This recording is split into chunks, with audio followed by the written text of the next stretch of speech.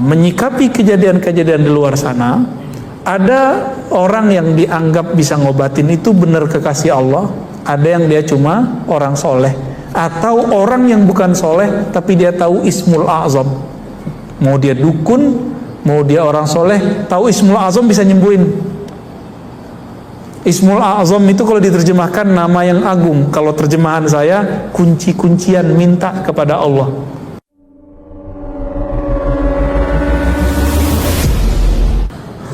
Karomah wali ya, persoalannya karomah wali.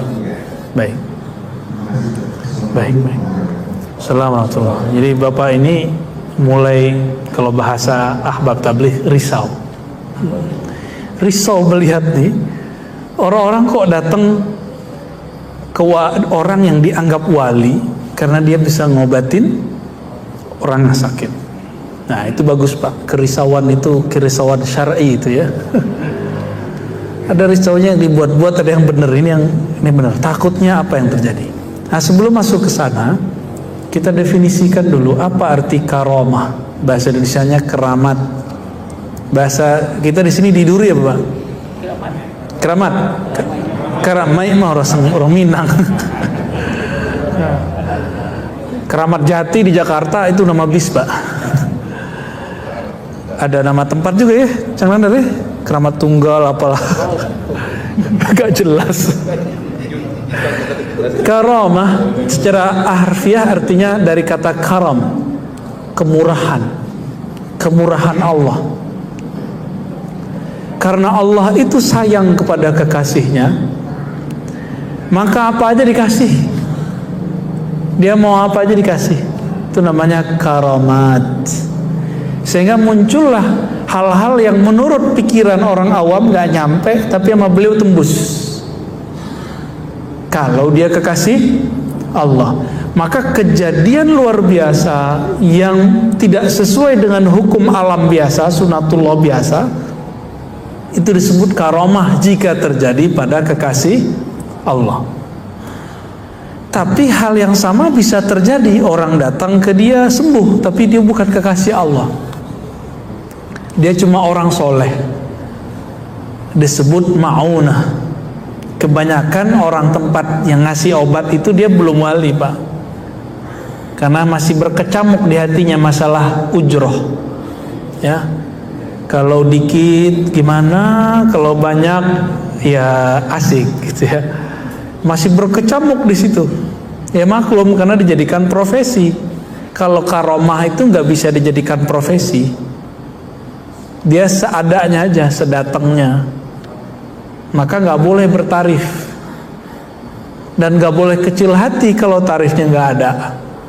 Katanya kalau karomah kan Allah memberi karena murah, maka dia harus pemurah kepada hamba-hamba Allah.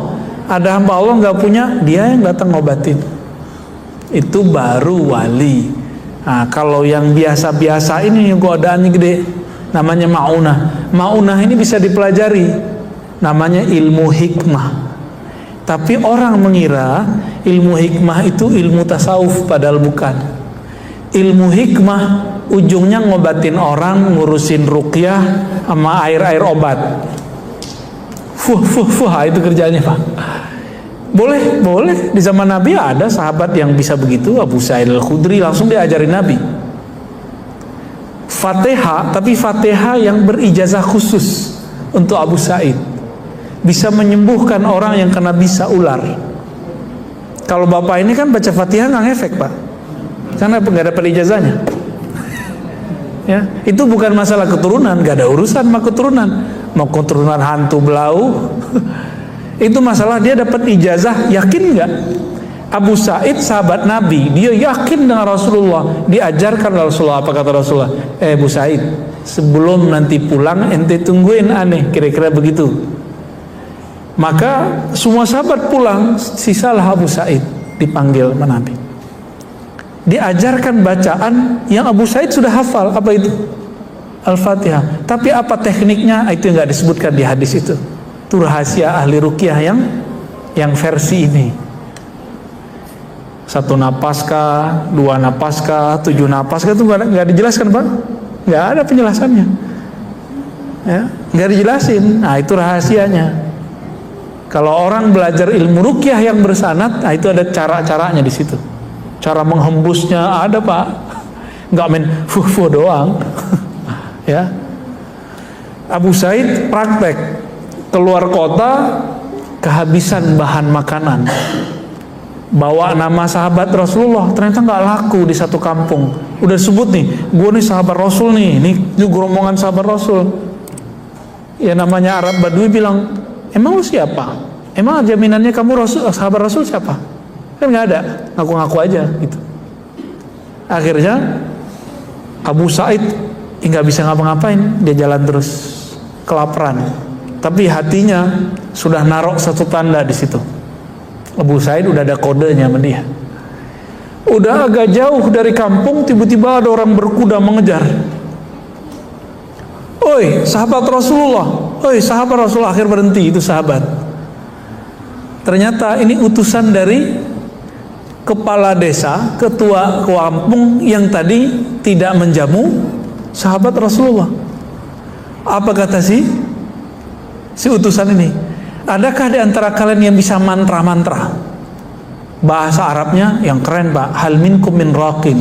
Adakah yang bisa ruqyah? Kan jadi Islami kalau pakai bahasa Arab ya. Padahal arti ruqyah apa? Mantra. Jampi.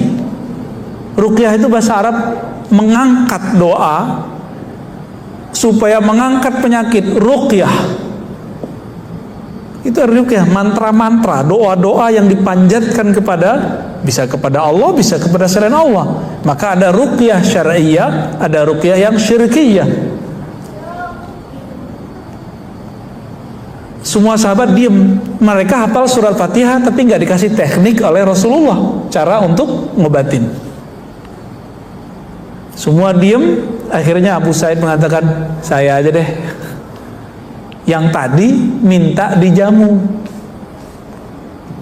Tapi beliau karena tadi udah diusir, jual mahal dong.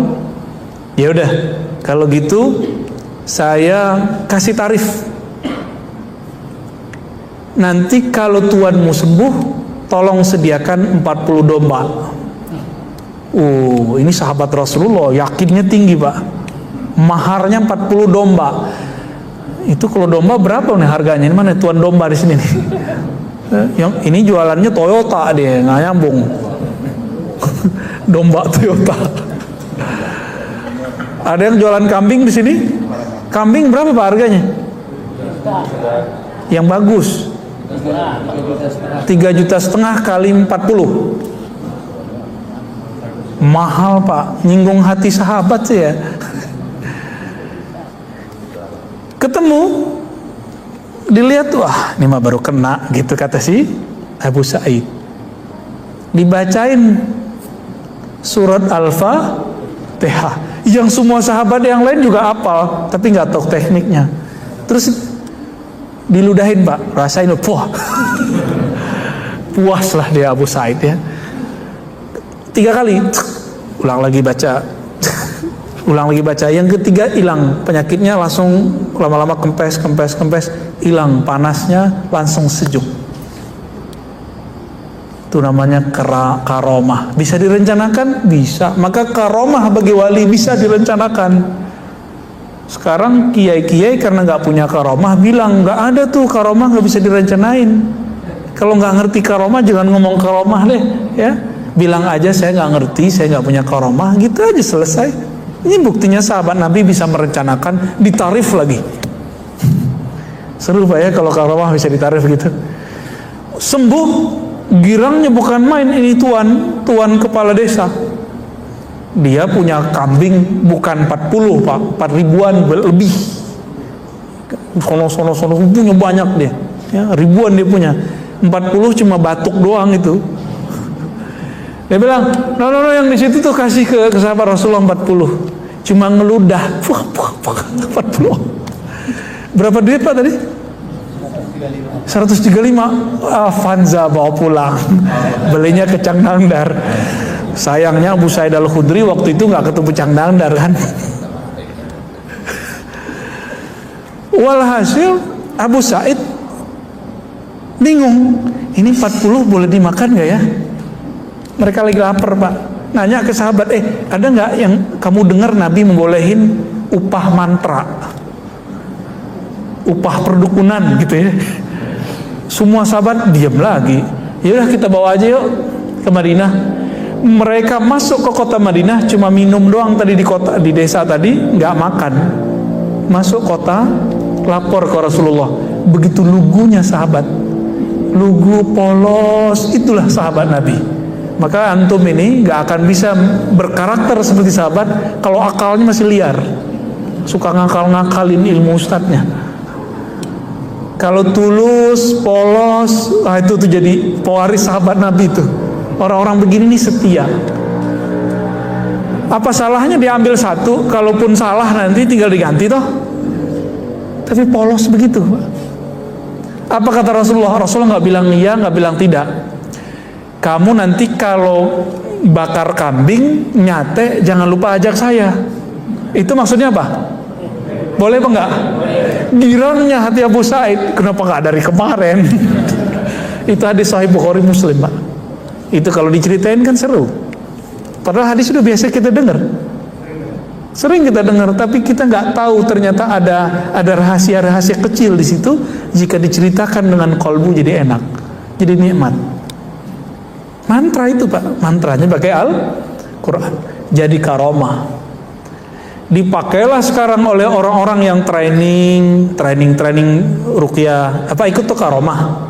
Enggak, itu namanya ma'unah. Saya punya teman nggak sholat Pak, nggak sholat, kerjaannya macam-macam. Tapi kalau ada orang kesurupan sama dia dibacain ayat kursi, sembuh juga tuh. Jadi masalah ruqyah ini bukan masalah keturunan, bukan masalah dia sholat. Masalahnya kalau dia memanjatkan doa, dia yakin apa enggak? Bapak ini kan sholatnya banyak, tapi yakinnya juga banyak. Enggak banyak ya. Sholat banyak, tapi ragunya banyak. Bener gak ya? Bener gak ya? Ngefek gak ya? Ngefek gak ya? Gitu kan? Kalau mereka enggak, mereka polos. Orang-orang polos ini, ketika diajarkan apa? Yakinnya sempurna. Kalau ini suka bolos nih. Bukan polos. Coba Cang Nandar disuruh ruqyah nggak mau dia. Ya, paling maunya di ruqyah ya. Di ruqyah oleh ruqayyah. Ya lanjut. Jadi karomah itu hadiah dari Allah. Buat siapa? Ya.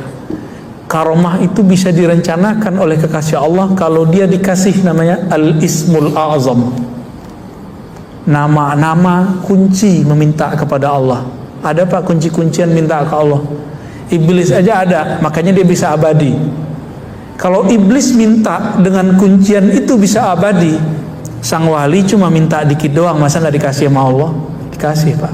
Maka wali Allah itu kalau udah tingkatan tertentu, dia minta abadi bisa. Tapi kalau dia tahu diri, dia nggak mau abadi. Karena kullu nafsin dha'iqatul maut. Dia harus melewati ini. Nabi Idris paham bab itu, maka dia buat skenario. Minta dulu mati. Ya Allah, saya pengen tahu dong cara mati gimana. Mati dulu Pak. Udah mati, dihidupkan lagi. Habis itu minta lagi, ya Rob, buat jalan-jalan ke neraka dong. Dibawa ke neraka. Habis ke neraka kemana? Surga. Habis ke surga nggak mau keluar. Tuh pinter kan Nabi Idris. Orang udah ngerasain mati. Jadi ketika ditanya, ente kenapa masuk surga? Kan ente belum mati. Dia jawab, siapa bilang saya belum mati? Saya kan udah mati. Gitu. Jadi wali Nabi itu bisa berencana, tapi rencananya bagus. Ya bukan rencana yang bohong ya. Kira-kira begitu Pak ya. Menyikapi kejadian-kejadian di luar sana, ada orang yang dianggap bisa ngobatin itu benar kekasih Allah, ada yang dia cuma orang soleh, atau orang yang bukan soleh tapi dia tahu Ismul A'zam. Mau dia dukun, mau dia orang soleh, tahu Ismul A'zam bisa nyembuhin. Ismul A'zam itu kalau diterjemahkan nama yang agung. Kalau terjemahan saya, kunci-kuncian minta kepada Allah. Gitu. Jadi ini bukan bagian dari karomah semua ya. Apakah semua orang tadi itu mintanya sama Allah atau mintanya sama izin? Tanya aja Pak. Tanya aja sama dia. Pak Haji, gitu. Ente minta sama siapa? Nanya aja sama dia. Ya, jangan nanya sama saya nggak ngerti, Pak. Nah ini kan biar kita maksudnya ini paham. Iya. Jangan nanti kita salah. Kita kan banyak orang yang ini orang kita. Iya, jadi Bapak tanya aja langsung ke beliau. Kalau tanya ke saya kan saya bukan praktisi. Tanya aja langsung, maaf Pak Haji, ini kalau boleh tahu biar kami nggak salah nih, ajak canda aja, amplopnya tebelin dikit. Itu kalau doa bunyinya gimana sih gitu. Jangan bilang ente minta ke Allah atau enggak. Pasti dia minta ke Allah, cuma kan Bapak pengen tahu doanya kan. Mau buka praktek habis itu. Enggak, jadi gitu Pak ya. Setahu saya, mau itu orangnya dukun, mau itu orangnya soleh, mau itu wali, mintanya tetap kepada Allah. Jadi iblis aja mintanya ke siapa? Coba dalilnya mana? Surat Shad. Apa kata iblis? Robbi. Pakai Robbi dia. Ya. Dalam beberapa redaksi, dalam ayat-ayat itu ketemu Robbi anzirni ila yaumi yub'atsun. Ya. Ya Allah, Rabbku. Jadi Rabb itu kata kunci bagi iblis, bagi Azazil. Lalu dia minta apa? Ketika ingin menyesatkan, dia panggil lagi nama Allah yang satu lagi, nama sifat, namanya Izzah. Bi izzatika, dengan izzahmu aku akan menyesatkan mereka. Tuh, lancang kan iblis? Tapi karena Allah melihat dia meminjam nama Allah, Allah birain, udah ente pakai. Maka asma dan sifat itu bagi orang yang kenal rahasianya bisa jadi peluru, bisa jadi senjata.